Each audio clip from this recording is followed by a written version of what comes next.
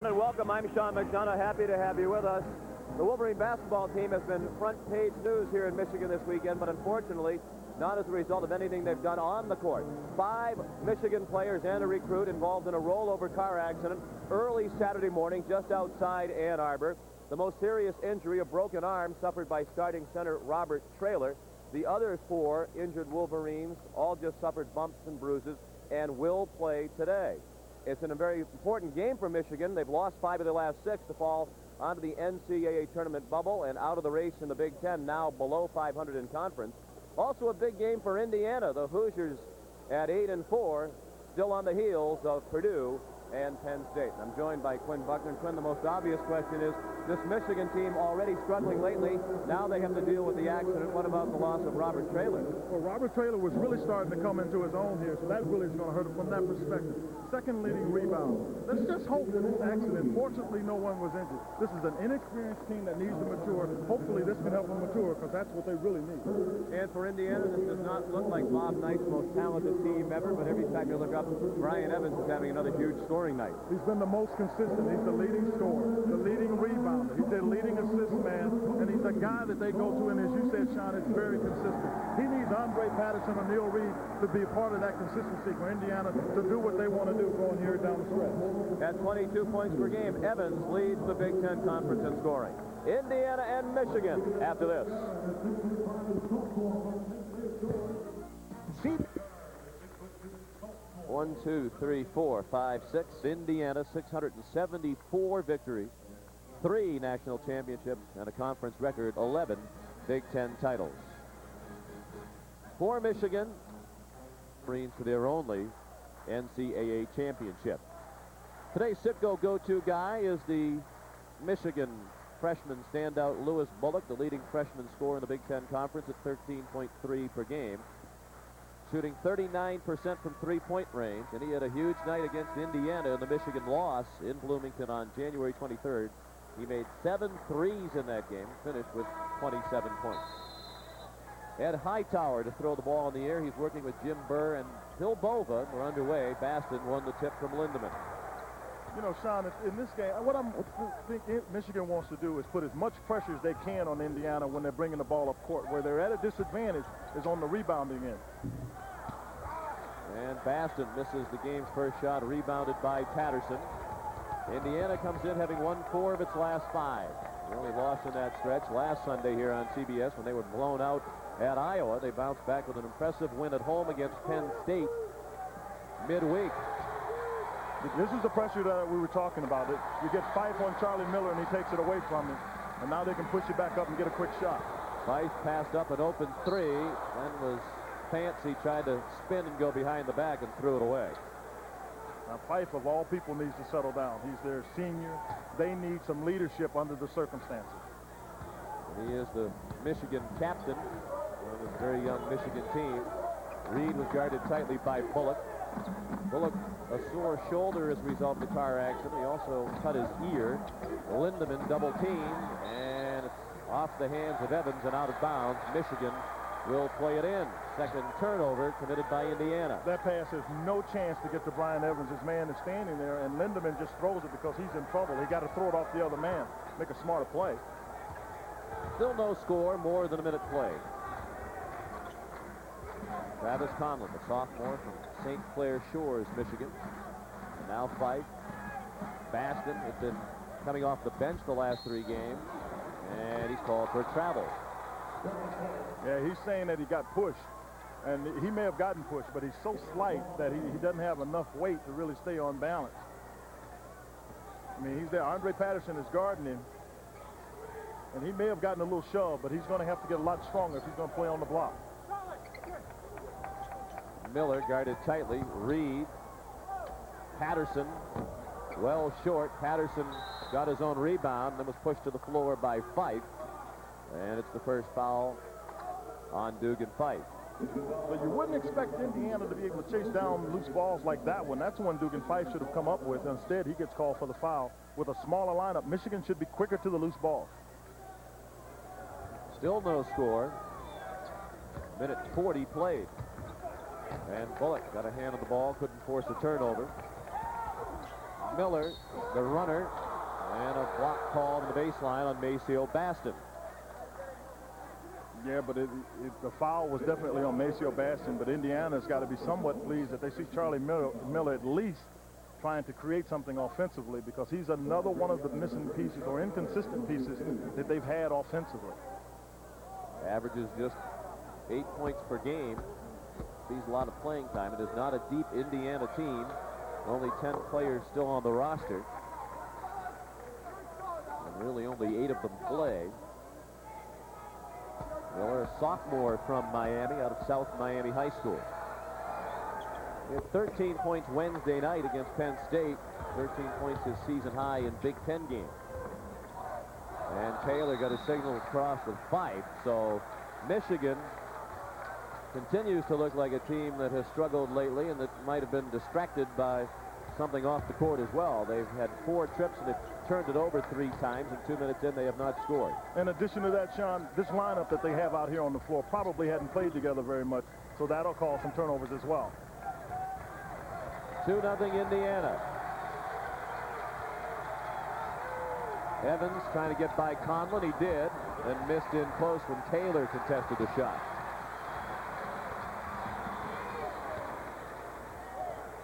Bullock passed up a 3. Fife buries a 3. Extra pass by Lewis Bullock.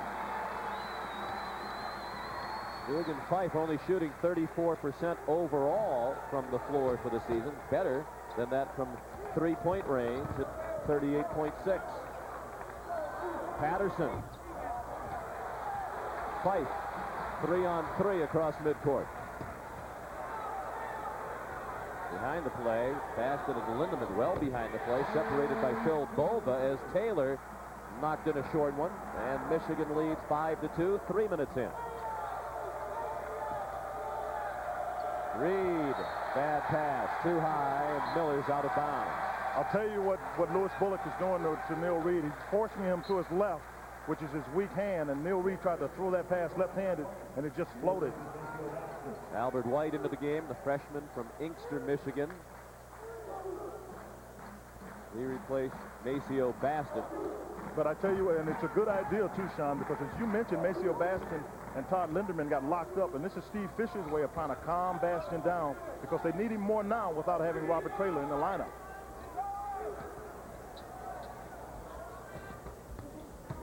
Taylor, bumped by Lindemann. First foul on Todd Lindemann, and the first against the Hoosiers. It's going to be an aggressive game. This is what happened. These two players got tied up. Lindemann pushes off, and so does Maceo. But at the end, I think Maceo kind of realized that Lindemann might be a little stronger than he was, too. I mean, but he was smart just to back away from him. Fife, short, from three-point range out of the corner. And Patterson had it knocked away by Fife. Indiana will play it in at midcourt. 3.5 minutes into the game, the Hoosiers have scored only 2 points. They've had 6 trips offensively and have turned it over 3 times. They've gone 0 for 3 from the floor.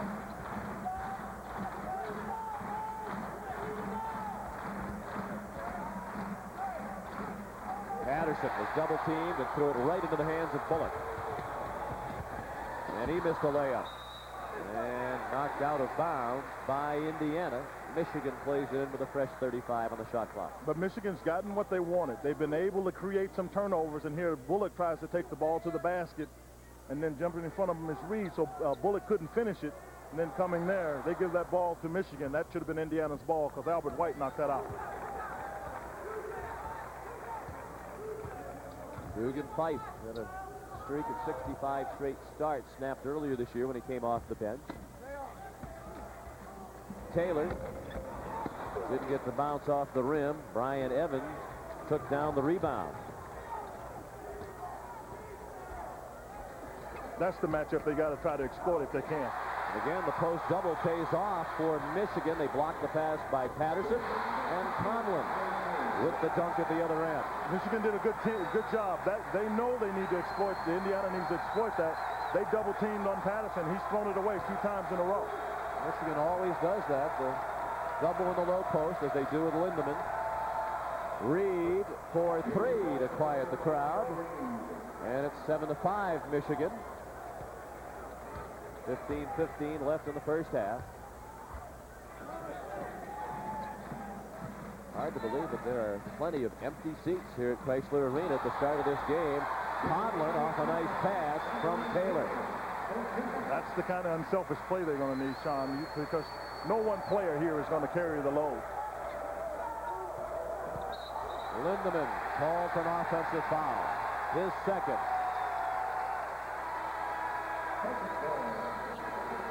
Sixth turnover already by Indiana.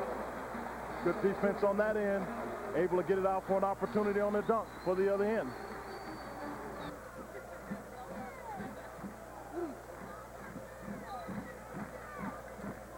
Michigan leads by 4. 14:52 remaining in the first half. Here at Chrysler Arena, they're just hoping their team can beat somebody at this juncture. They've lost 5 of their last 6.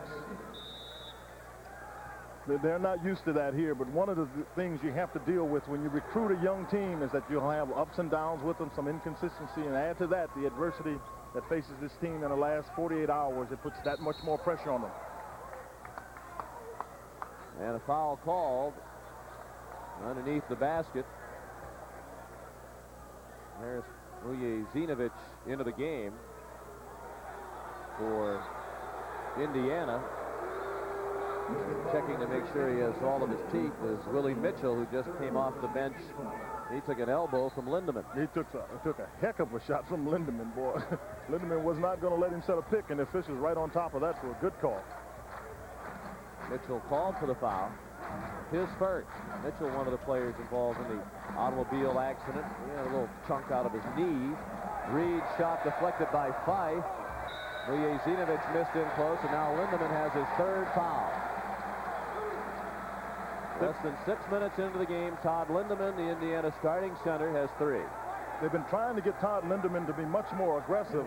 That time he was out of control with that aggressiveness and got called for a foul over the back. So Indiana got what they wanted, but a little too much so.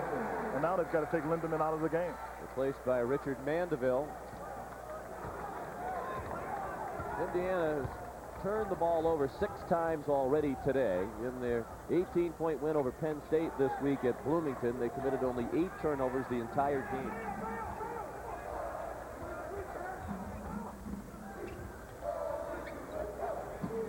Fife guarded by Miller.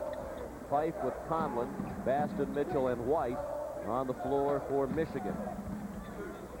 They got Brian Evans trying to guard Travis Conlon. That's not something Brian Evans can't do, and that's how that play got created, because Conlon has got too much foot speed for Evans.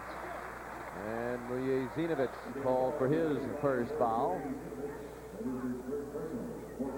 4th team foul. You'll see right here, watch him. He beats Brian Evans, and then coming over has to be whoever can get there. And that time it was Mandeville coming over, and Vujazinovich tried to help out and fouled White for the shot.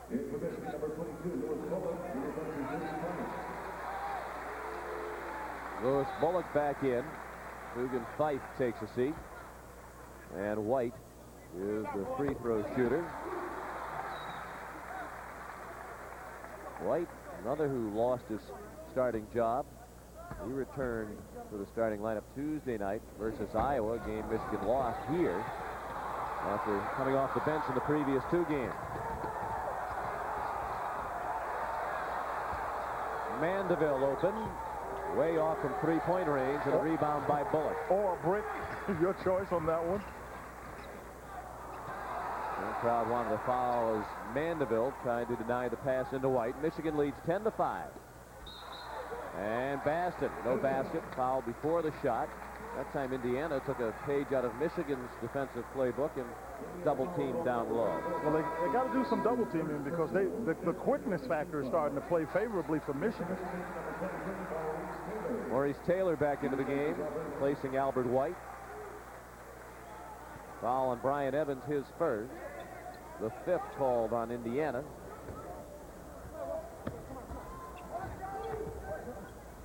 Conlon had it poked away by Miller. They both go to the floor. In comes Reed to make a nice hustling play. And Miller's pass was deflected, and Evans picked up the loose ball and scored his first points of the ball game. You know, Sean, you can see Indiana is a team that does so much better in half-court offense. The 3 transition plays they've had, they've made plays. That was a lucky play. The other 2, they basically just about blown opportunities. Indiana now just 2 of 8 from the field. Taylor the fadeaway. 4 points for Maurice Taylor, a sophomore from Detroit who was the Big Ten Freshman of the Year last year. I think that Michigan would have a great chance to win that award this year with Bullock. Reed underneath to Miller, had it blocked and had it stripped by Baston. Bullock the first block, then Baston the second. Mitchell got his own rebound and had it go between his legs. Bullock launches a three, and he'll have a chance for 4. Oh, little fella shot a long 3.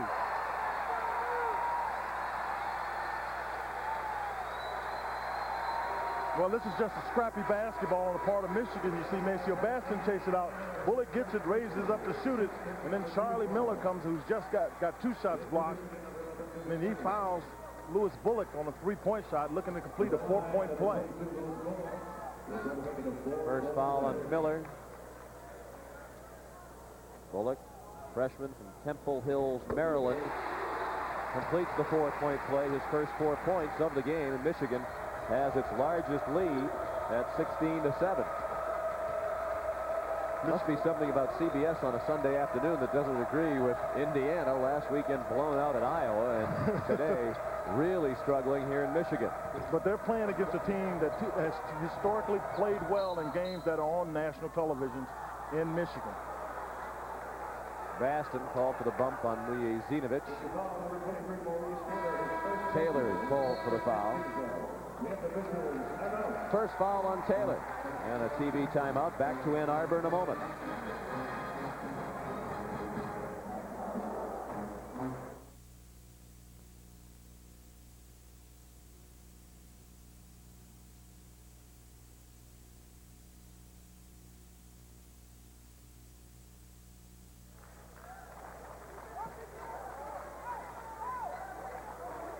Big game in the Big Ten yesterday was at Mackey Arena, where Purdue defeated Penn State. Boilermakers in sole possession of first place now in the Big Ten. They have a game with Indiana in Bloomington next weekend, which you'll see here on CBS. And as the bounce pass went toward Evans, he was bumped by Maceo Baston. And that's the second foul on Baston and the 5th on the team. That's one guy, I think, of all the players they have left on the floor, on the team, that's the one they can ill afford to lose, because he's very versatile. He's athletic, long arm, rangy, can block some shots and score. And Steve Fisher knows he's got to try to preserve him as long as he can, so he sits him down. They don't have Traylor to bring in off the bench.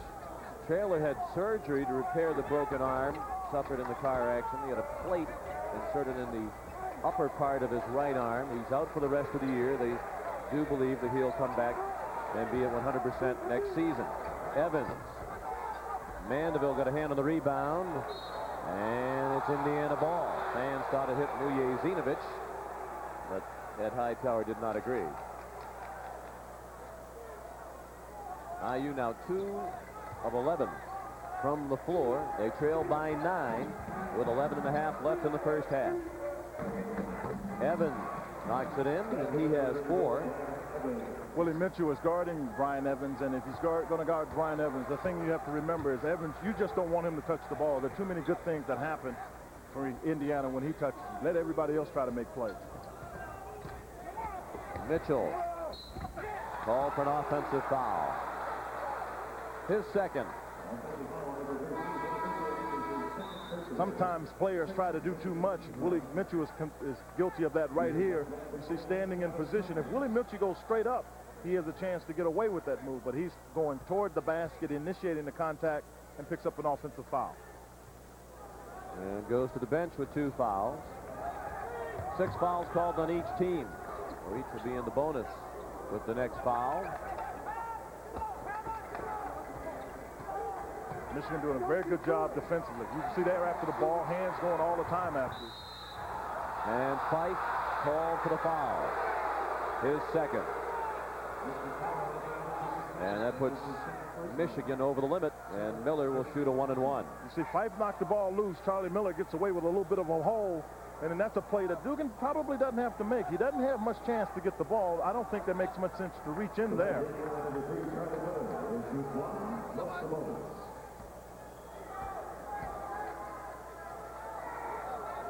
Charlie Miller shooting the 1-and-1.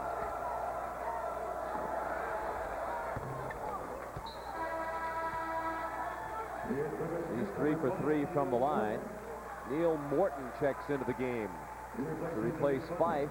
Morton, a walk-on the last 2 seasons, was put on scholarship for this, his senior year, and has only appeared in 14 of the 24 games played prior to today this season by Michigan. Taylor rebounded the miss. 16-10, Michigan. Largest lead was 9. Conlon guarded by Evans. As long as they keep the ball moving on the perimeter, Michigan is defeating themselves. They got quickness. They got to go to the basket. And the acrobatic shot flipped in by Albert White. Now, you got quickness like that, you got to be going in and penetrating the defense around the perimeter. Doesn't do you any good.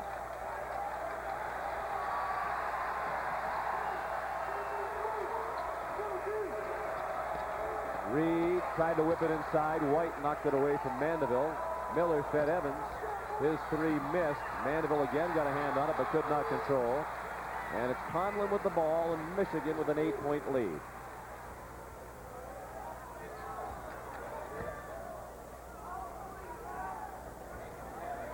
This is a mismatch that favors Michigan. That young Maurice Taylor on that block is very good. And if they can get the ball down there to him and let him make plays, Indiana doesn't have much chance to stop him. Taylor has 6. He scored 20 or more in the last 2 games. He had 21 points in the loss at Purdue last Saturday and 20 against Iowa here on Tuesday. And a foul called for a block. The crowd saw Reed's arm extend, but that might have been after the original bump. Well, the question is, I think right away there is a foul, and the arm does go up, but the officials felt, and I think appropriately, that Bullock never had a position and was not in position to reestablish. He's allowed to reestablish there. He just didn't get there in time. So Bullock goes to the bench after the foul, his first. And Neil Reed, an excellent free throw shooter at the line, 82% for the year for the sophomore from Metairie, Louisiana.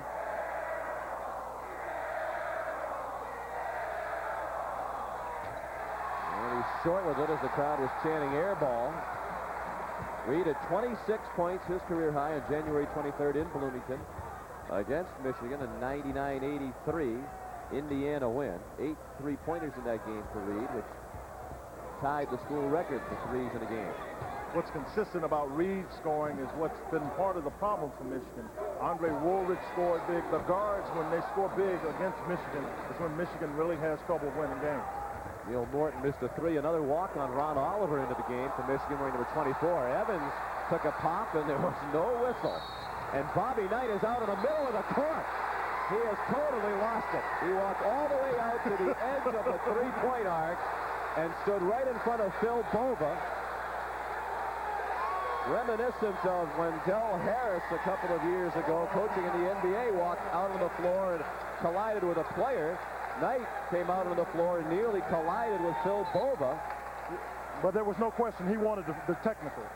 There was a non-call here, and he felt that there should have been a call. Oh, he's absolutely right. There was some contact. Right, and from there, he knew right away that he wanted to get a technical. On the right side, you'll see he'll get in the middle of the court. He wanted to make sure he got in Phil Bova's face to get that foul call. He's out to the 3-point line now.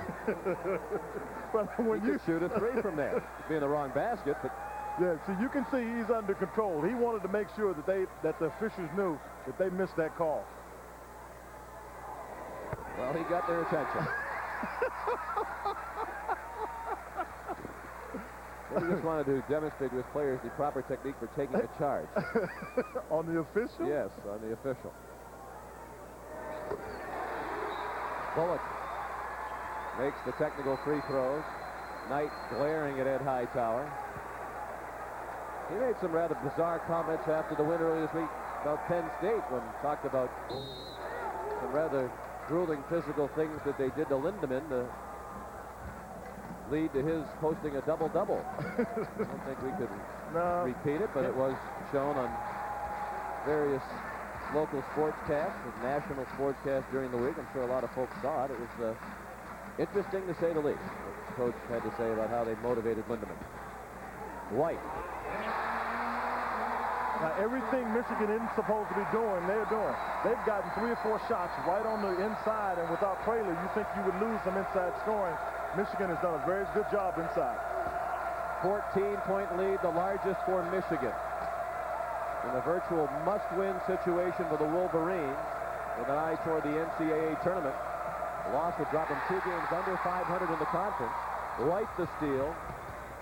Bullock thought about going all the way to the bucket and realized his path was shut off. Taylor shoved by Patterson. And the foul before the shot on Patterson is his first. Indiana over the limit.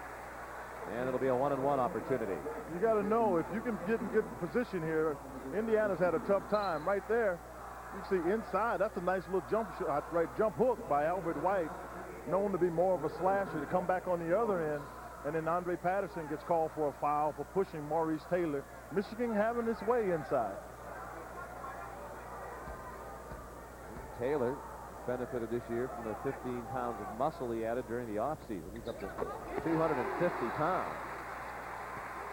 He's well put together because you don't see the 250 pounds. I do think one of the things that he's had to get better at during the course of the season. Last year he was like second, third option.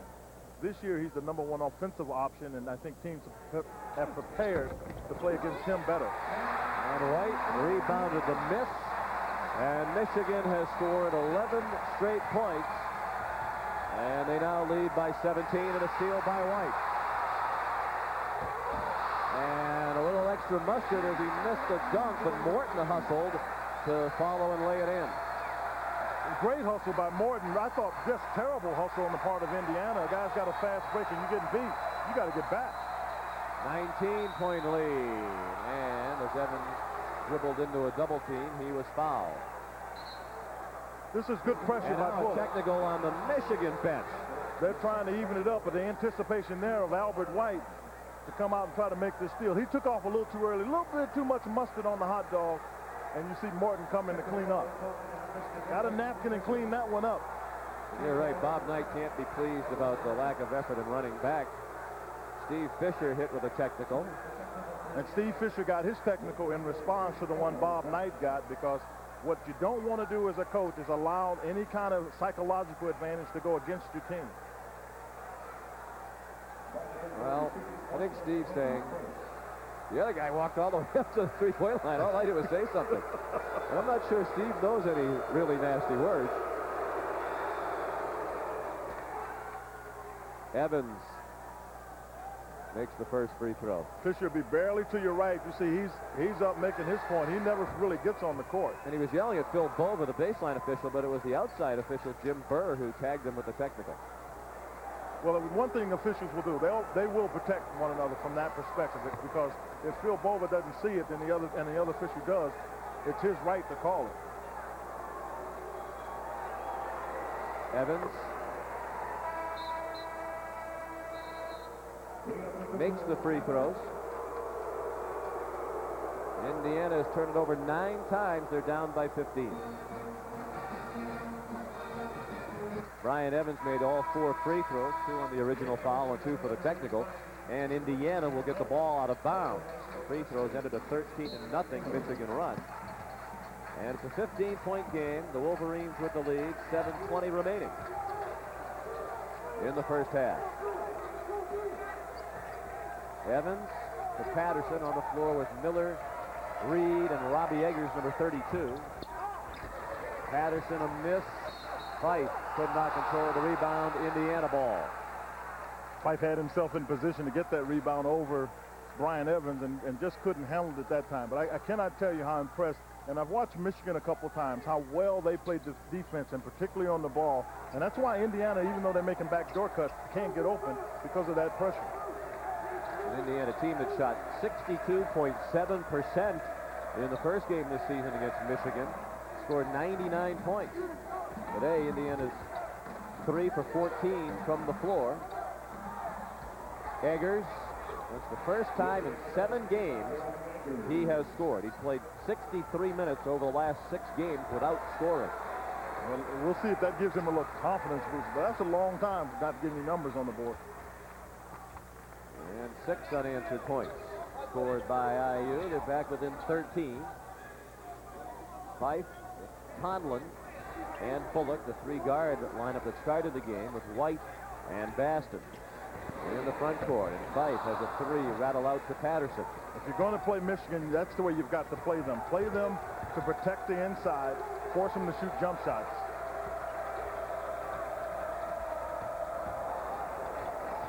Patterson with 4 rebounds already. He's a sophomore from Abilene, Texas. I have to tell you, as good as Michigan's defense is, Indiana has made some really poor decisions on passes. That pass a moment ago, I don't know how you can even consider throwing it with a guy in the lane. And Steve Fisher wants a 20-second timeout. That's 9 straight points scored by Indiana. Miller the 3 a moment ago. And it appears that the technical might have contributed to a momentum shift. Yeah, it's been a momentum shift, and if it's going to be anything positive offensively for Indiana, they need to try to get the ball into Brian Evans if at all possible. But Travis Conlon staying active, moving his feet. I talked about the defensive pressure on the ball. That's the other part of the reason that Brian Evans can't get it, in addition to the good defensive work by Travis Conlon.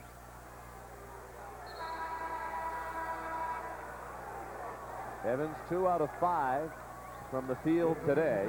Been cold from 3-point range over the last 2 games. 0 for 8 from 3 in the 2 games prior to today. Brian started the day needing 20 points to move into the top 10 all-time in scoring at Indiana. He needed 20 to catch Greg Graham.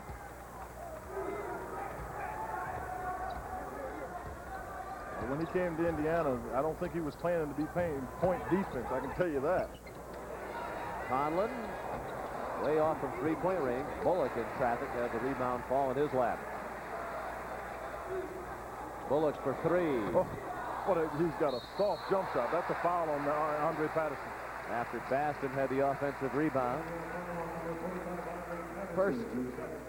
Second foul on Patterson.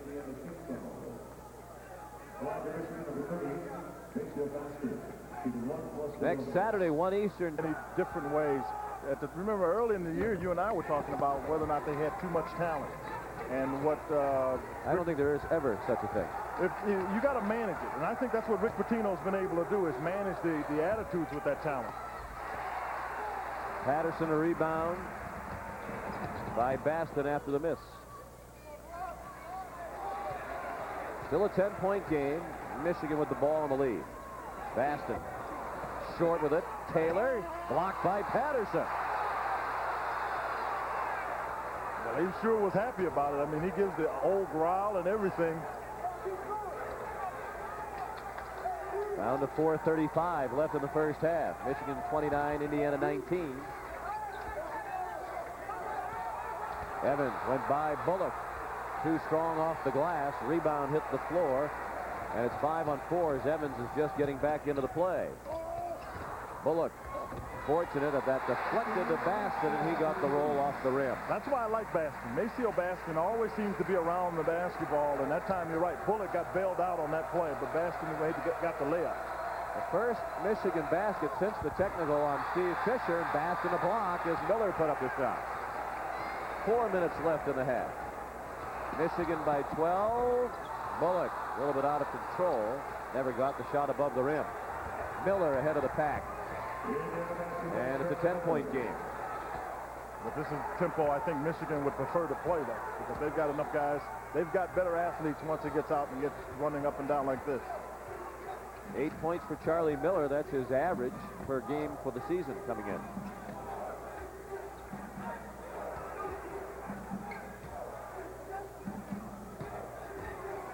Taylor fed Baston for the dunk.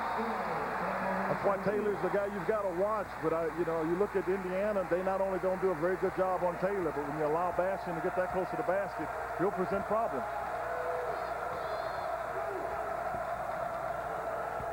Evans, double team, tried to force it up, never got to the rim. He thought he was fouled by Taylor. I thought it was a good no call by the official because I thought Brian Evans created the contact. Evans looks tired right now. He's played the full 40 minutes in 6 of the last 8 games. He's had a tough time getting up and down the floor the last couple of series. And it's a lay-in by Taylor, and Michigan has reclaimed the momentum, the lead back to 14. Evans, backdoor goaltending called against Baston. But you got to be pleased with the effort if you're Steve Fisher of Maceo Baston and his teammates. They've come out, played very aggressively. 10 points for Evans, and the lead for Michigan is 12.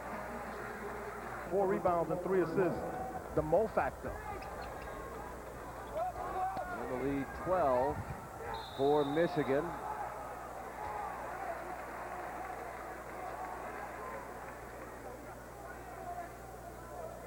And the Wolverines to play it in from the corner with Conlon, Morton, White, Taylor, and Mitchell on the floor for Michigan.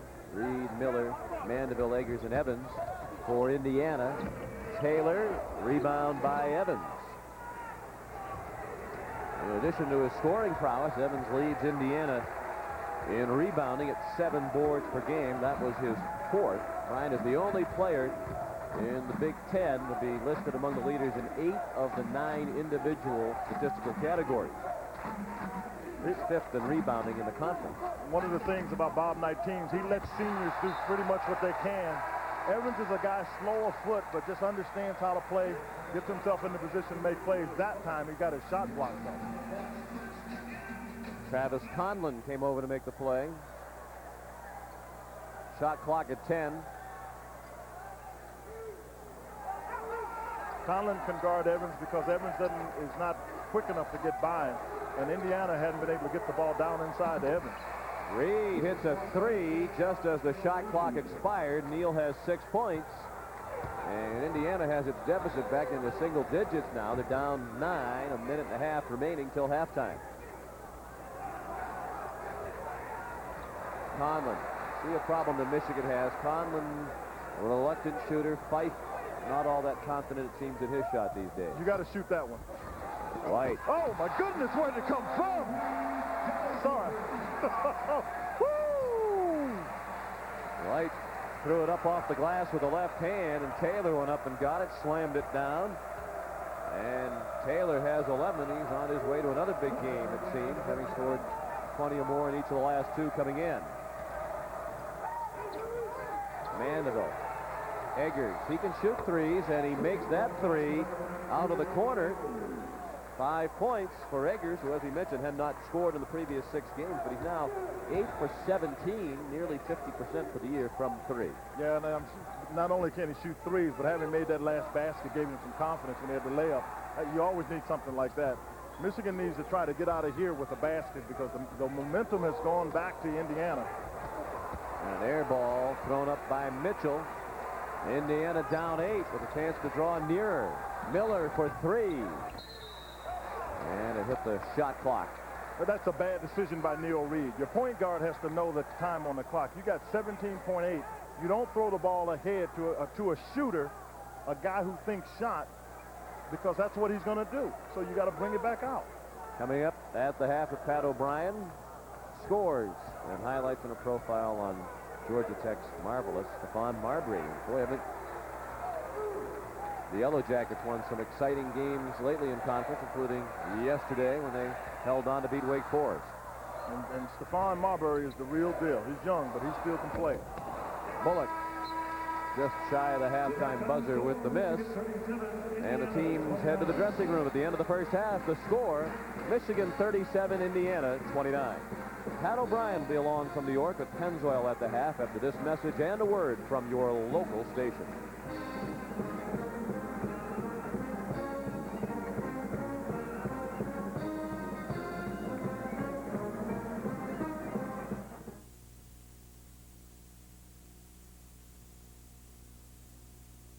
Michigan, with the exception of that little bitty period, I thought they played extremely hard. Given all the things we talked about at the top of the show, here's a team that comes out and is able to stay focused. They got an 8-point lead at home.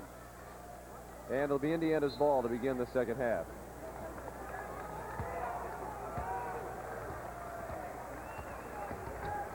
With Evans to Miller, they're on the floor with Reed, Mandeville, and Patterson. Patterson double teamed and dribbled away from Conlon. Conlon suffered an ankle injury in the first half, was noticeably limping as he warmed up for the second half. That might have stiffened up on him in the locker room at halftime. 3 out of the corner missed by Reed. Conlon, Bullock, Fife, Taylor, and Baston, the 5s from the start the second half for Michigan.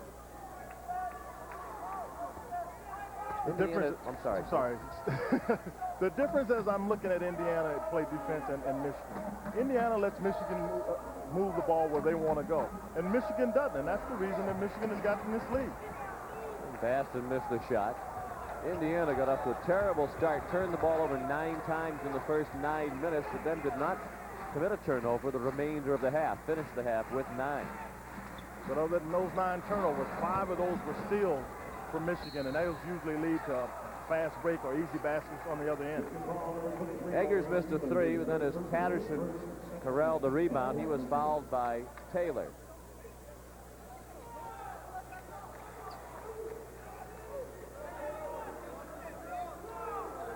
Coming out, I would expect to see an Indiana team be a little more patient offensively, and I would expect Michigan to take the ball to the basket more aggressively because Indiana doesn't really have anybody to block shots.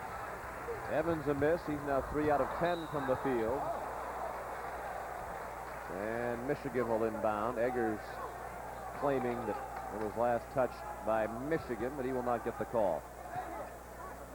Quick check of the halftime stats. Michigan shot better than did Indiana. Rebounds about even. Michigan much better inside. Baston scores inside off the Taylor miss. The center tandem of Lindemann and Vujacic for Indiana in the first half had no points, 1 rebound combined. Lindemann got into very quick foul trouble, played only 6 minutes, picked up 3 fouls, and has not been seen or heard from since. And the advantage you would think Indiana would have with a 7-footer gets negated right away with some bad, I thought, fouls by Lindemann. And Charlie Miller drives in a 3. First points of the second half for IU. The lead is 7. Baston nearly slipped down and was fouled as he slipped up an acrobatic shot. Patterson called for his 3rd. I mean, that's the second time you saw Baston go down with very little contact. It says, you know, that this is a young man that needs to put on some weight to get himself a lot stronger because he's agile and long, but he's got to be able to get himself in position to score down low. 6 points, 6 rebounds for Maceo Baston. This the first. Last year, Baston set the school record for field goal percentage in a season. He shot 67.4% overall and 70.4 in Big Ten games. Well, this year he's done even better than that, 67.6 overall from the field. Albert White comes back in. Only 2 other players in Michigan history have shot better than 60% for a season. Lloyd Vaught did it twice, and Chris Webber once. And both of those guys are now making a living playing basketball. Oh, nice living, in fact. Reed slipped down as he passed off. Was a little bit slow to get back up. Evans missed. Uncontested underneath. Brian Evans off the feed from Eggers. Missed an easy one. Fife for 3. Rebounded by Miller. It's an 8-point game. Michigan with the lead with 17:20 left. Eggers fouled. Wouldn't bounce in for him, but he'll shoot a pair. You know, you want to get the ball inside because defense will collapse on you most of the time. Evans throws the ball in. Travis Conlon gets picked off by Andre Patterson. And right here, he's a little bit too far under the basket, and he turns, and he just shoots it over the top. And then you'll see that right there, Maurice Taylor just pulls it off for the rebound. Taylor just called for his 4th foul, so he goes to the bench.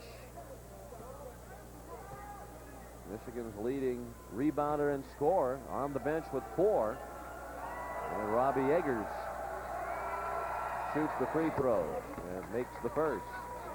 You know, the thing with Taylor that becomes more important now, having lost Traylor, is his understanding of his importance to the team and how not to pick up cheap fouls because you don't have the same depth with Traylor being out. And Evans fouled as he rebounded the Eggers miss and went back up. And he'll shoot a pair.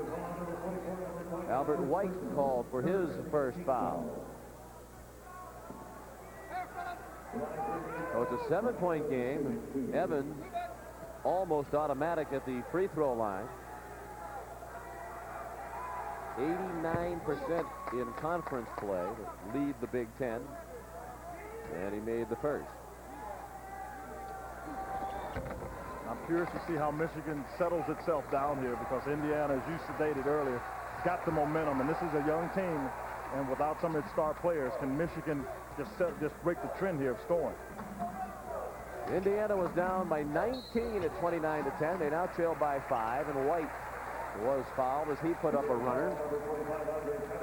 And Patterson is called for his fourth. So one of Indiana's key players now saddled with 4.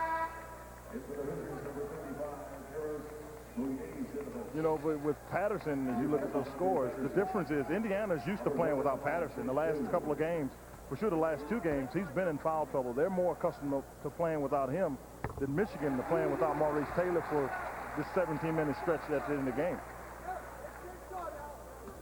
Patterson on the bench with 4. Mujezinovich played 6 minutes without scoring in the first half. Is back into the game for Indiana. 17 minutes left.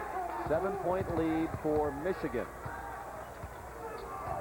Full court pressure by Michigan, try to take advantage of the lack of passing ability of Indiana. Good cut by Evans, and he didn't miss that easy one. Well, that was a heck of a pass, too. I mean, and Neil Reed may be the only guy on the team that can make that pass. Michigan trying to avoid losing its 3rd straight home game. They haven't lost 3 in a row here at Chrysler Arena since the 82-83 season. And Eggers the rebound for the miss. It's a 5-point game, and Indiana has the ball.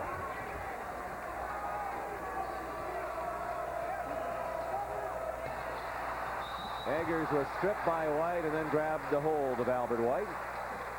And to some degree, that was a good foul, because that was going to be a fast break. Yes, it was. I mean, but he's got to be a lot stronger with the basketball. Right here, he's not very strong with the ball. White is aggressive. Watch, he comes after, gets his hands on it, and then he fights. And then right there, Eggers just tries to hold him off so he doesn't get off to a fast break. But if Indiana is going to have any chance in this game, they've got to find a way to get Brian Evans open. You see the cut right there. He gets himself open, and Reed makes a very good pass through traffic to get it to Evans. Michigan leads by 5. White throws baseline. Baston tipped it in. Yeah, that's why you got to get to him, because he's long and just slides in, long arms, quick jumper. 9 points for Baston. That's answered by a 3 by Brian Evans. Brian running his own offense. Give me the ball, I'll get it in. All of a sudden, he has 17 points. 7 of them in the first 4 minutes plus of the second half. You see Indiana players come out and they shoot the ball like that. That looks like one of those conversations at halftime where Bob Knight told Brian Evans, you're the senior. Now this is yours to figure out a way for us to win it. Reed underneath. Mujezinovich, a good move to shed White. And it's a 2-point game. Indiana was down 19 in the first half. And Steve Fisher takes the timeout. It's a 22nd timeout. He would have received the full TV timeout on the next stoppage in play. Indiana seems to be getting themselves settled down here. Charlie Miller throws it out. And Neil Reed does a good job of finding Harris Mujezinovich right inside. But Indiana, again, I figured you come out at halftime, in that conversation had to be, guys, let's make them work on defense for at least 25 to 30 seconds before we take a shot. Mujezinovich with his first points to get IU within 2. Harris, native of Bosnia, came over to this country in 1987, went to high school in Chicago.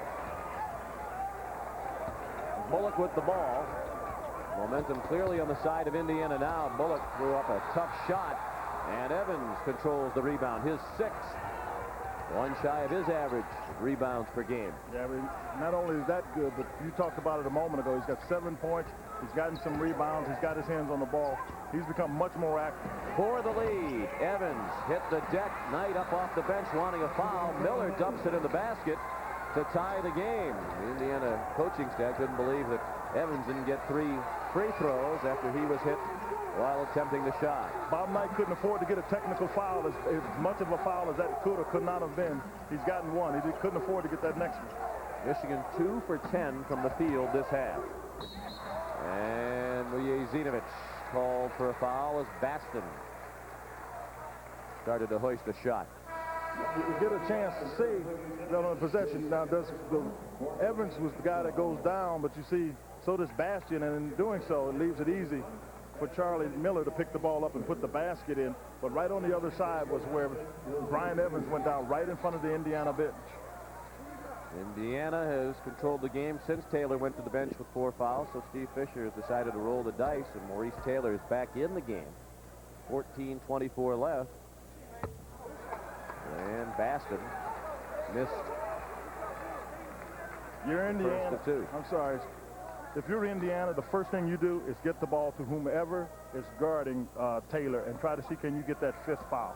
Because the officials, you know, they'll be paying attention as well. They just tend to do that when anybody comes in the game.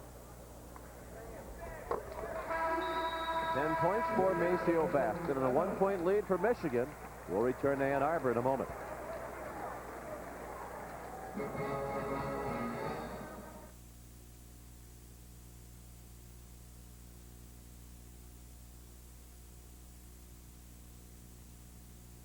Picture made for television starring James Garner, all tonight on CBS.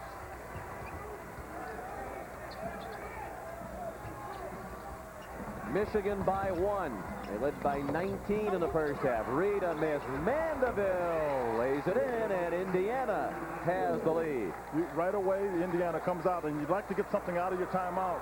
And Indiana got aggressive on the glass that time. Last time Indiana led, it was 2-0.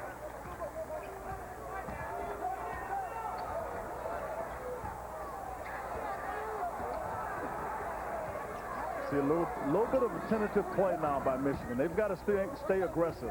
Indiana's come back from that 19-point deficit, and you can see Michigan is just 5 seconds on the shot clock now. Bullock working on Miller. Bullock bumped. And it might have been a reach-in foul on Vujacic. It was. And that's his 3rd. Miller defended well, but Vujacic called for a reach-in, and a bad break for Indiana, given that Bullock was throwing up a less than high percentage shot. Sean, not only a bad break, but a bad play. I mean, because you're right, he was throwing up a difficult shot, and if the guy's in that position, all you want to do is make it difficult for him to get the shot up. You don't want to reach at it. And Bob Knight has Harris on the sideline. That's exactly what he's telling him. The shot clock was running down. Don't give him a new shot. Give him 2 foul shots. Bullock makes the first near the conclusion of today's game. Couldn't not. Bullock a perfect 5 for 5 from the free throw line, and Michigan reclaims the lead by a point. Albert White checks in, and Maceo Baston goes to the bench. Taylor still playing with 4 fouls. Mitchell, the other member of the front court, with Bullock and Fife. The backcourt from Michigan. For Indiana, it's Reed, Miller, Evans, Mandeville, and Eggers. They've got Willie Mitchell guarding Brian Evans. He actually just switched off of him now. Evans has Duke and Fife, but that's something you have to take advantage of. Miller, Indiana spreading the floor in the half court. Mandeville with the shot clock at 10. Rebound controlled by Mitchell. Under 13 minutes remaining, Michigan by 1. Bullock open for 3. Good rebound by Eggers.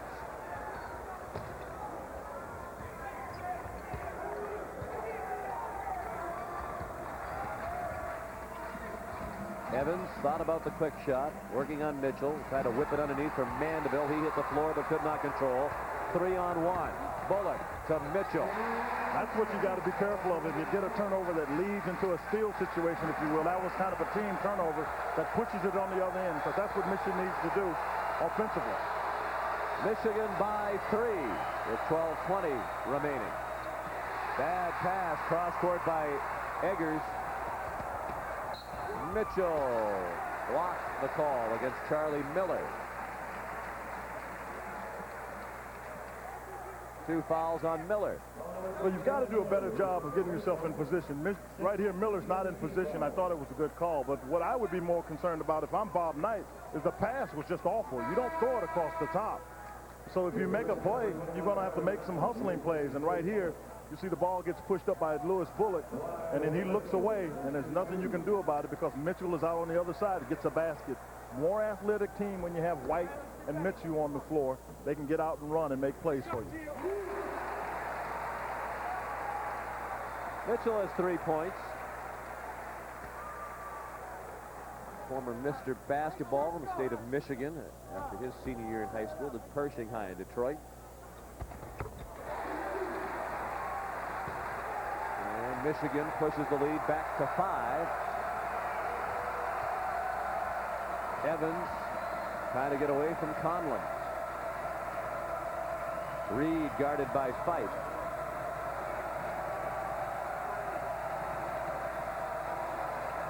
You can really see the problem for Indiana, Quinn, with this lineup on the floor. They have got nowhere to go. 3 guys who are really limited on offense. Miller's capable, but he's up and down, and Eggers and Mandeville really give you very little. Just have absolutely not enough options to go offensively. You're absolutely right, Sean. CBS Sports coverage of NCAA basketball will continue after this message and a word from your local station.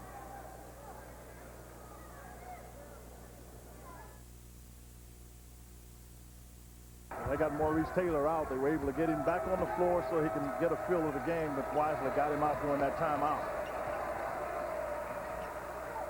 51-46. Favor of Michigan. The foul right before the timeout was on Travis Conlon, his first. In traffic, Evans, and he'll shoot a pair.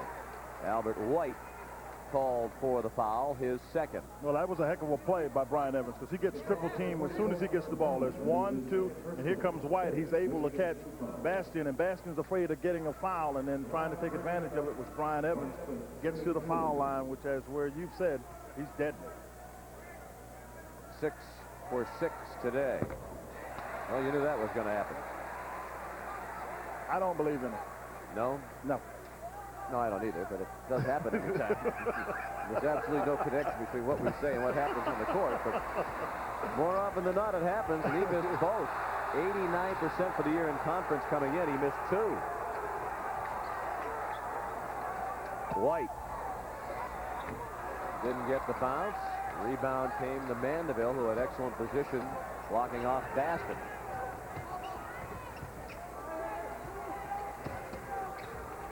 Miller, Reed, Evans, Mandeville, Eggers still on the floor for Indiana. Miller too strong with the runner, and Baston the rebound. Miller's the guy that's got to give him something offensively. Patterson's not going to play. Miller's the next logical choice along with Reed. Patterson on the bench with 4 fouls. White, the dunk, and a foul on Eggers.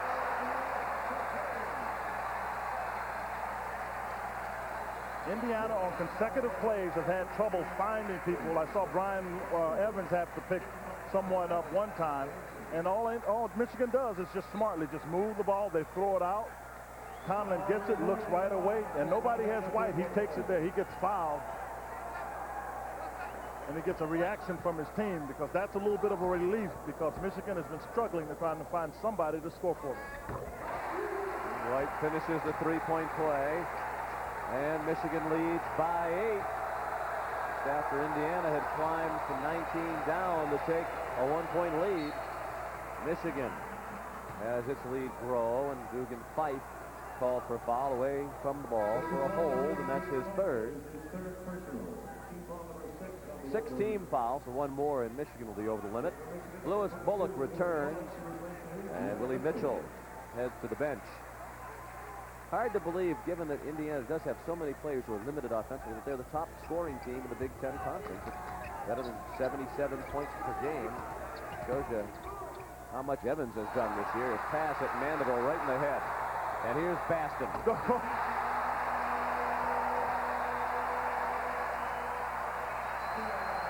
And Bob Knight wants a timeout.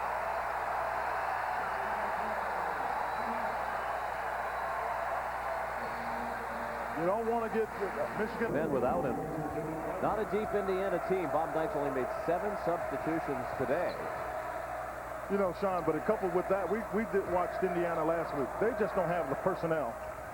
Even if you go to the benches, you're just not going to get a whole lot from it. And as you look at this team that Indiana has, you know, that's been playing, there's not a lot you can get out of it. Mandeville's shot wouldn't go. Mitchell tipped the rebound. Baston controls. Michigan has scored 11 straight points since Indiana took its only lead since it was 2-0 at 46-45.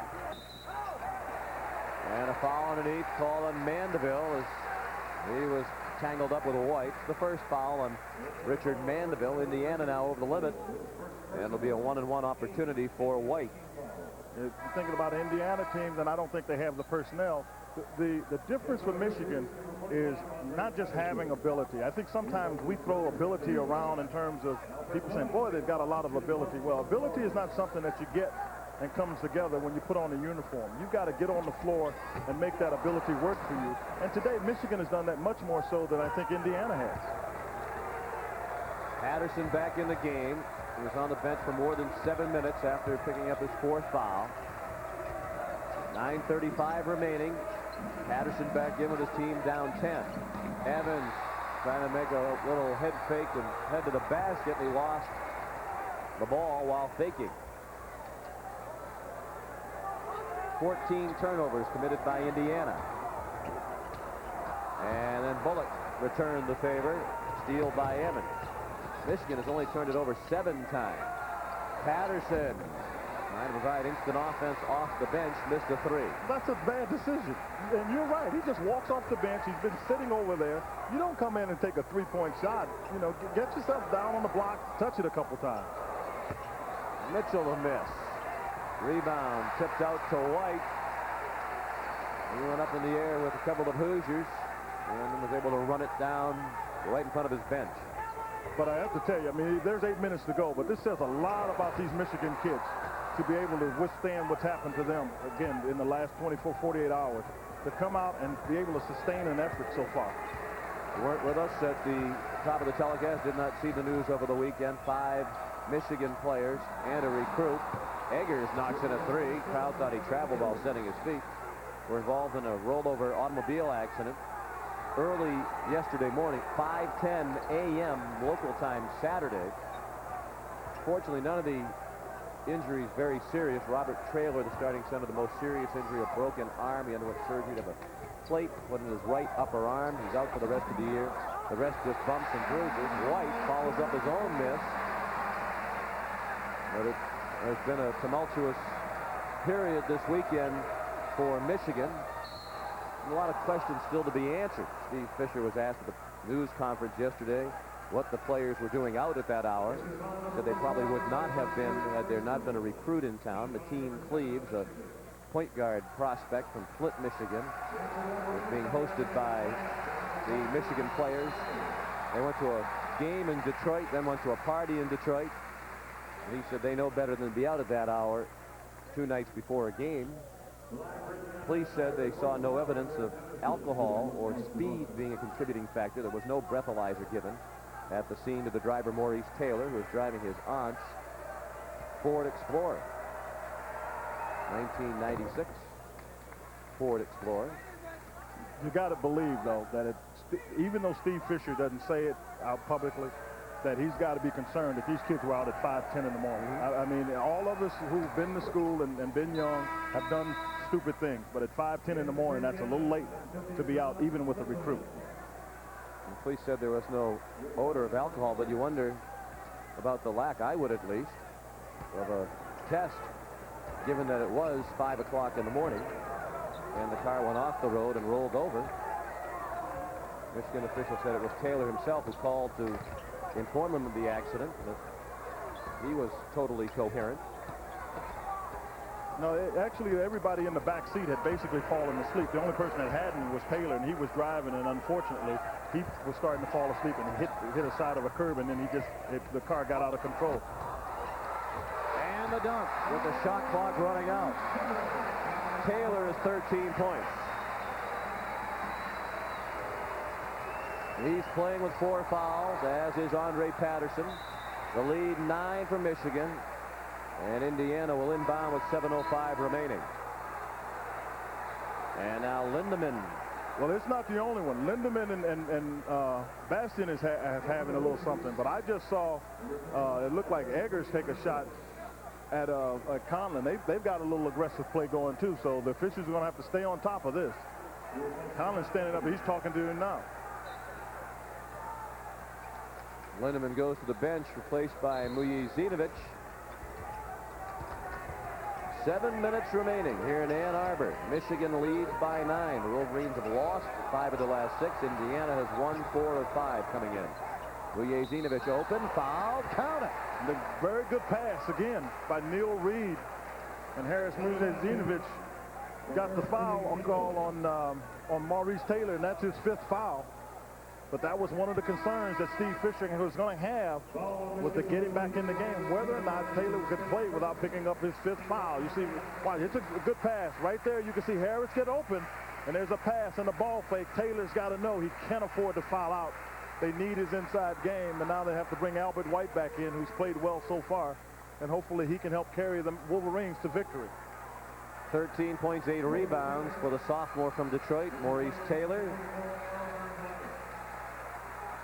And you've got to wonder when you see a young kid here, 18, 19, even 20 years old, any of us, you're in a car that was like this one, this accident that happened. Will that shake you? And I think I'd have a tough time concentrating, and I think that's what he's had today.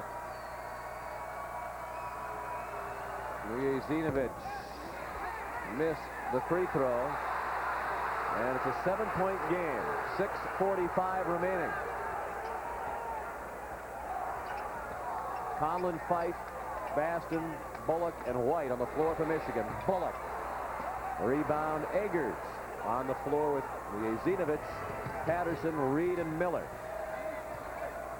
Michigan has missed its last 9 3-point shots. Well, Michigan has, I think, been doing a good job. When they've taken their time, they've been able to get any kind of shot. And with Bullock on the floor, they can penetrate, and they need to be doing that. Eggers knocks in a 3. Eggers is warming up, and now Baston's got to come out and guard him. He has 12 points, a career high. As he mentioned, he was scoreless in the last 6 games, a total of 63 minutes play without a point coming into today's action.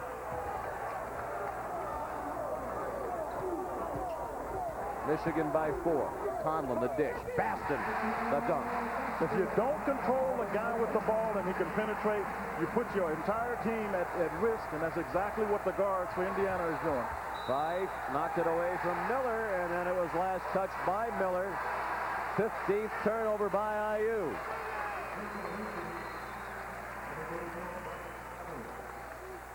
Dugan Fife coming in, doing a good job. Charlie Miller, left-handed, dribbling that with his right. Dugan Fife got a hand on it.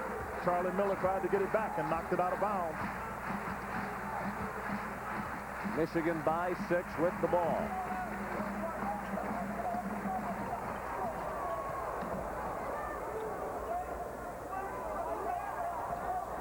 And Michigan runs clock.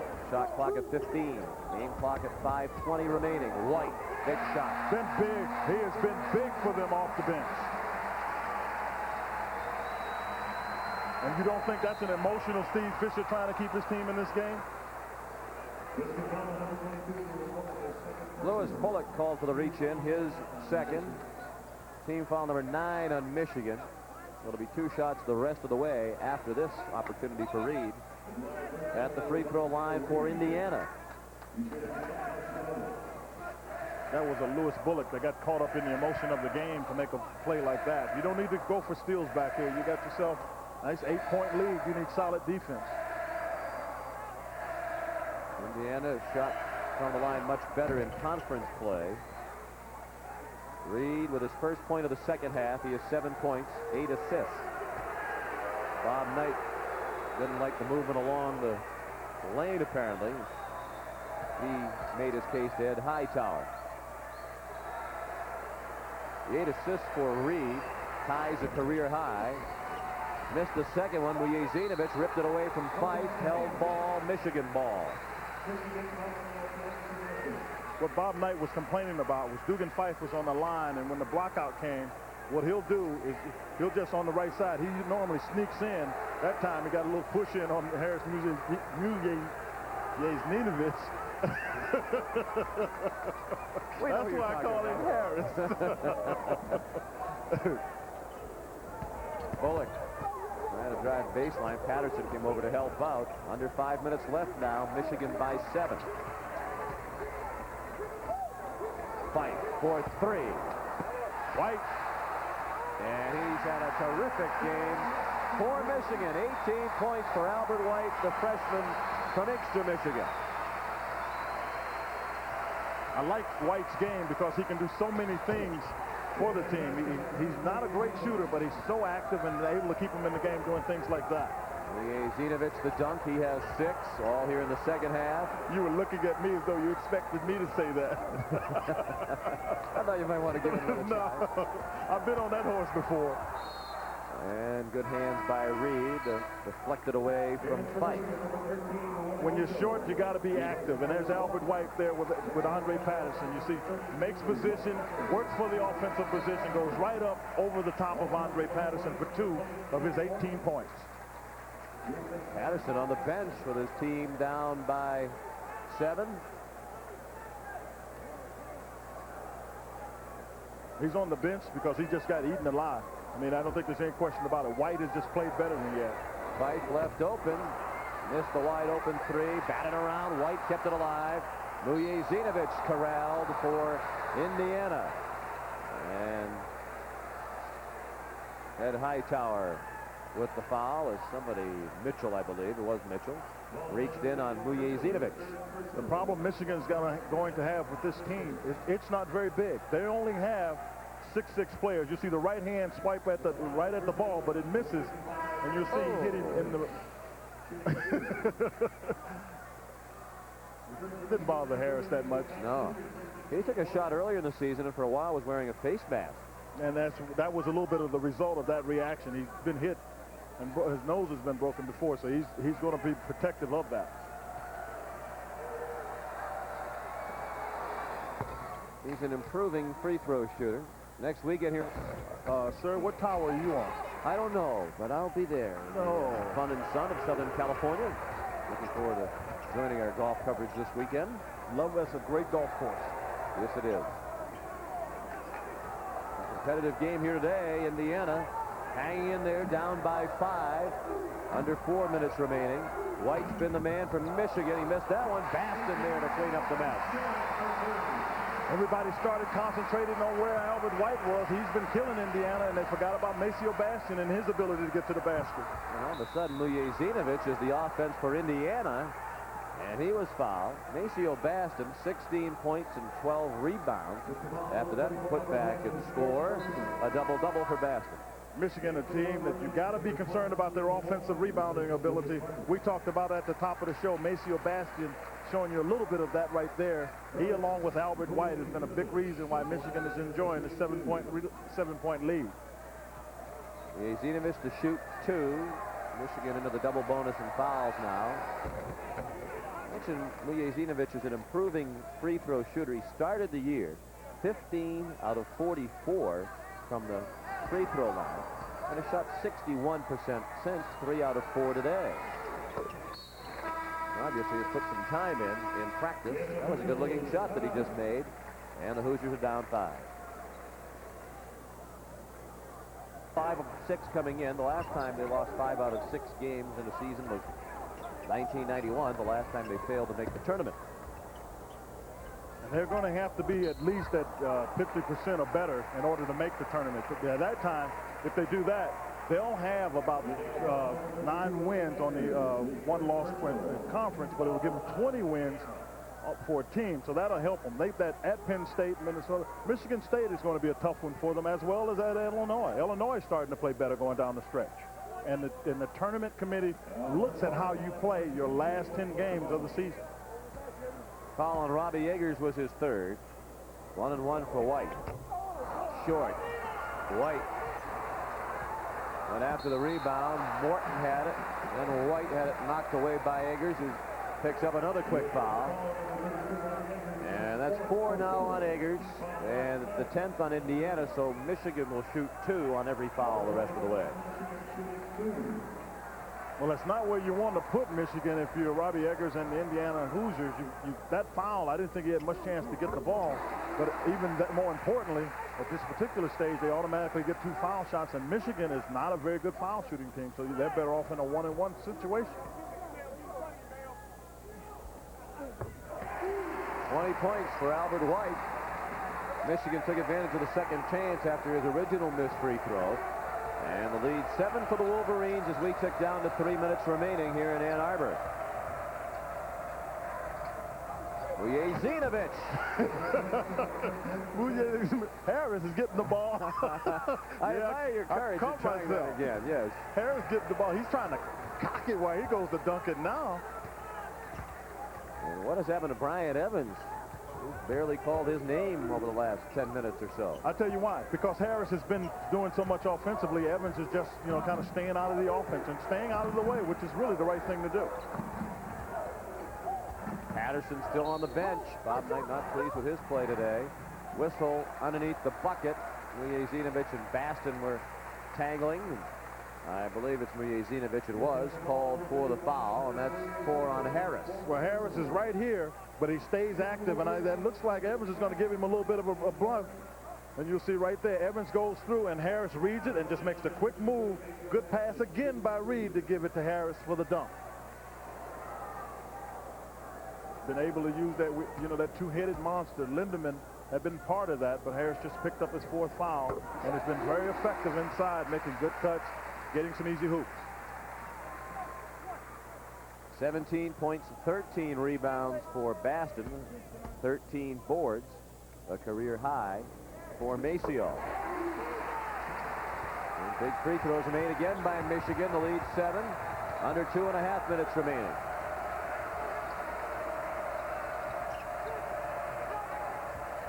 Reed with Bullock running out at him, missed the 3. Fife runs it down in the corner and calls a timeout as they went to triple team Dugan Fife. 2:16 remaining. We'll be back on CBS in a moment. Michigan leads Indiana by 7 with 2:16 remaining. Michigan just used the timeout. Each team has 2 full timeouts left. Indiana has its 22nd timeout remaining. Both teams in the double bonus, and the arrow points in favor of IU. Conlon with the ball on the floor with Fife, Bullock, Baston, and White. For Michigan, it's Reed, Miller, Evans, Vujazinovich, and Eggers for Indiana. Not necessarily a scheduled timeout on the part of Michigan, but it was a timely one in the sense that it gave Fisher and his staff a chance to tell the team what to look for. And that's what you look for, a chance to get to the basket and get fouled. Conlon went strong to the hoop. He has 6 points. Michigan with only 1 turnover here in the second half. They've done a terrific job handling the ball. I think they've just done a terrific job just being able to play the game and maintain some sense of how to get some things done. Evans, an air ball. They went out of bounds. And Michigan will play it in. Brian Evans is 5 of 15 from the floor, 1 out of 3 from three-point range. You see going right there is Conlon, and Neil Reed reaches in, but it's too late. If you don't stay between your man and the basket, he has a chance to get there and create problems for your team that time of hoop. Michigan up by 9. And still lots of time on the shot clock. 15 seconds. But for Indiana, they're not a team that scores enough points that they can really make a difference from what I see here. They're just not quick enough. They don't set enough picks for each other. They're being beaten by a better team today. Eggers called for the foul. They have forced Conlon a tough shot with the shot clock running out. But instead, Eggers has fouled out.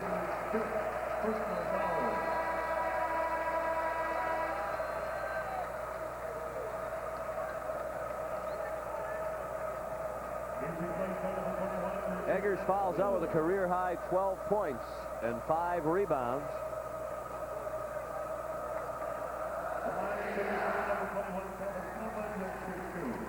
Travis Conlon goes to the free throw line. Eggers gave him a nice little lift off the bench. When they didn't get anything from Patterson, Eggers gave him a little something.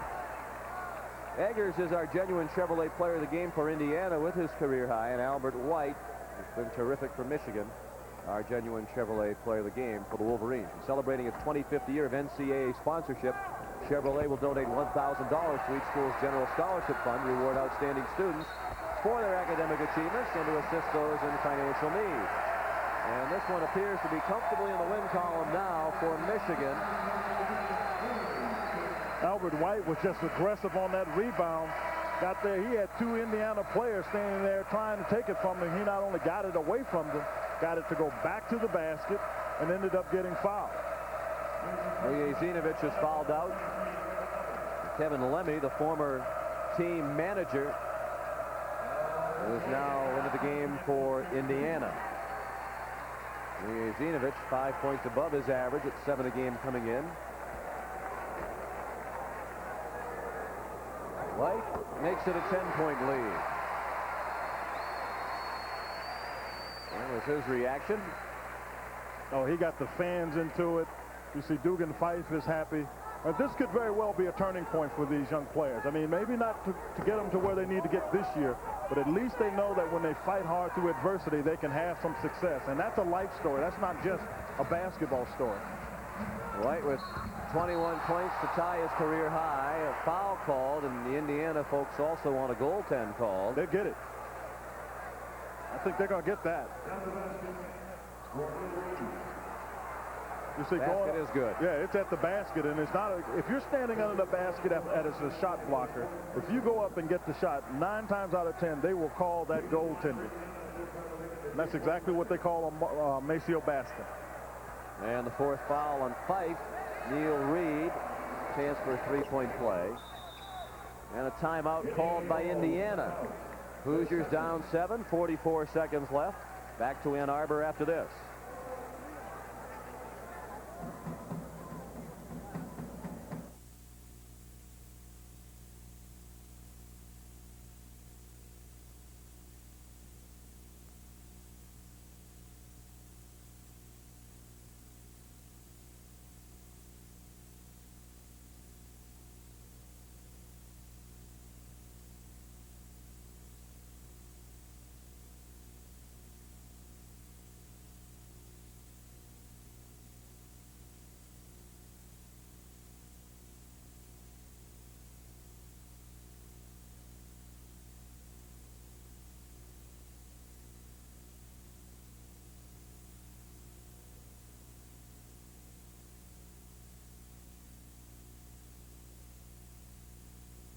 Just under 44 seconds remaining. This is the remaining regular season schedule for Indiana. The home game next weekend against Purdue, which you'll see here on CBS.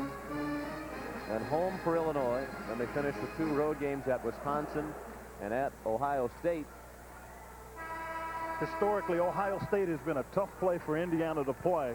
There's really no apparent reason for that. And now at Wisconsin, you go up there, and that's become a difficult place to play. So it's not a shoe-in for Indiana, but they do have themselves in a good position. And we're talking about NCAA tournament play now. This loss today would be very damaging, obviously, to their Big Ten title hopes. Frankly, I mean, if they won the title, it would be a credit to the coaching staff. I mean, and when you talk about credit to coaching staff, I think at this point you got to look at a couple of them. First of all, I think Gene Cady has done a marvelous job in being able to keep that team together, because at the beginning of the season there were people talking about Indiana, Michigan, and Iowa, and Purdue was in the mix. And Purdue had won back-to-back championships, and they're in position to win 3 in a row, which hadn't been done in almost 30 years. Bullock shooting 2, makes the first. He has 9 points. This is what Purdue has left. They're in the driver's seat now in the conference race. The game at Indiana, then 3 straight home games against Minnesota, Northwestern, and Iowa to close out the regular season. And the other team that I think has done a good job so far, I mean, Penn State has been an absolute surprise. Michigan State is the other team that has been able to do pretty well with Tom Izzo. Evans knocks in a 3, and another timeout called by Indiana. And they're within 5, and Evans, on a day during which he has struggled to shoot, has 20 points. Just give him 20 every night, because that's what he winds up posting, whether he's having a good day, a bad day. Comes in averaging 22 a game. And has 20 today. He's now tied with Greg Graham for number 10 all time on Indiana's scoring list. Well, look at the AP top 10 against the backdrop of a lot of personal tragedy for Gene and his family, with the death of his dad and his daughter Lisa, her problems. Went into a coma after suffering a fall in her home. You know, he's done it in the shadow of Bob Knight. Because when you think of basketball in the state of Indiana, you think of Indiana University and Bob Knight. And Gene Cady has been able to go ahead and, you know, stay focused and win some games and do something that Indiana hasn't even done if they win 3 in a row. I think you could say the balance of power, though, is shifting in the opposite direction, particularly if Purdue wins the 3rd straight title. You have to reevaluate which team you think of first in the state of Indiana. I mean, you think for the foreseeable future, you'll always think about Indiana because of the tradition, but in terms of who's getting it done lately, you'd have to give Purdue the edge within the state. Neil Reed called for the foul. And Bullock goes back to the line. His team up 5. He's 6 out of 7 from the line today. You know, just saw a picture of Bob Knight. You know, when you think about the NCAA tournament and March Madness in the Final Four, as you start to go down the stretch, your team can't play like this team is playing. We saw them last week against Iowa, and they got blitzed against an Iowa team. They go and just pound Penn State, who was tied for 1st in the conference, and then they come here in Michigan undermanned, and they don't come and produce here. It's going to be very hard for them to enjoy any kind of success in the tournament with this kind of up and down play. Evans forced to hoist a 3. Mandeville had it slip out of his hands. Miller scores, and Indiana calls a timeout. 22nd timeout. They won't go without a fight. The Hoosiers down 5, 11.1 left. Let's take a look at some teams that tied for the 1st in the conference, but they're ready to go.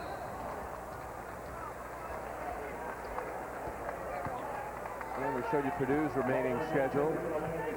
Penn State in pursuit of Purdue, and here's what the Lions have left. Michigan and Northwestern home games for the Nittany Lions, and then they finish the regular season at Minnesota and at Wisconsin. A team that's had a couple bumps in the road lately after a very smooth ride through most of the year. Yeah, they played a couple teams that play very well at home, particularly at home, and that's been pretty much the theme of most schools. But Indiana and Purdue are both teams that they've lost to, and they played them at home. That's a tough. That's where you really find out how good Penn State is. 5 points for Dugan Fife, and this game is over. And a credit to these young men, and I mean that. If you go through what these kids had to go through, this is a real credit to get this victory. Evans scores at the buzzer, but Michigan gets the win. A very important win with an